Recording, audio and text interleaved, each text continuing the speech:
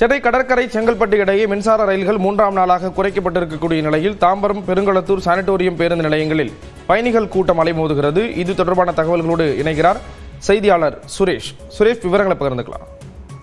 அதாவது ஸ்ரீராம், சென்னை எழும்பூர் ரயில் நிலையத்தில் மேற்கொள்ளப்பட்டு வரும் மறுசீரமைப்பு பணி காரணமாக 45 நாட்களுக்கு சென்னை கடற்கரை செங்கல்பட்டு இடையே மின்சார ரயில் சேவையானது மாற்றப்பட்டுள்ளது. கடந்த 3வது நாளாக அந்த சேவையான இந்த பராமரிப்பு பணியானது தொடங்கப்பட்டுள்ளது. நேற்று மற்றும் முன்பு இருந்ததிலிருந்து காலை மற்றும் மாலைகளிலும் சென்னை மற்றும் புறநகர் பகுதியில் வசித்து வரும் பொதுமக்கள் சென்னை நோக்கி அதிகப்படியான பணிக்கு செல்வது வழக்கம். அதனால் ரயிலை நம்பியே பலரும் அந்த ரயிலில் பயணித்து வந்தனர். அதனால் குறிப்பாக இருசக்கர வாகனம் மற்றும் கார்களில் சென்றால் ஜிஎஸ்டி கடும் போக்குவரத்து பாதிப்பு ஏற்பட்டு குறித்த நேரத்தில் அலுவலகத்துக்கு செல்ல முடியாத காரணத்தால் ரயிலில் சென்றால் விரைவில் செல்லலாம் என்று எண்ணி காலை மற்றும் மாலை சென்றிருந்தனர்.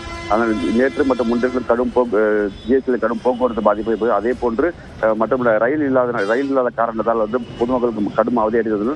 அதே போன்று இன்று விடுமுறை நாட்கள் ஞாயிற்றுக்கிழமை இன்று விடுமுறை நாட்கள் என்றாலும் மற்றும் தங்களுக்கு தேவையான பொருட்கள் வாங்குவதற்காக மற்றும் உறவினர் வீட்டு செல்வதற்காக ரயிலில் செல்வதை வழக்கமாக கொண்டதுனால் அதனால் காலை ரயில் அதிகமாக பயணிக்காமல் பேருந்து மூலம் பயணித்ததால் தாம்பரம் மற்றும் ஜிஎஸ்டி சாலையில் போக்குவரத்து பாதிப்பானது ஏற்பது. அது மட்டுமின்றி தாம்பரம் சானிட்டோரியம் பெருங்குளத்தூர் ஆகிய பகுதியில் பேருந்தில் பயணிப்பதாக பயணித்த நிலையில் பொதுமக்கள் அதிகப்படியான கூட்ட நெரிசலில் சிக்கி தவித்து வருகின்றனர். கூடுதலாக பேருந்துகள் இயக்கப்பட்டாலும் மற்றும் அதிகப்படியான கூட்டங்கள் ஜிஎஸ்டி சாலையில் பயன்படுவதால் போக்குவரத்து பாதிப்புடன் பொதுமக்கள் அவதிப்பட்டு வருகின்றனர்.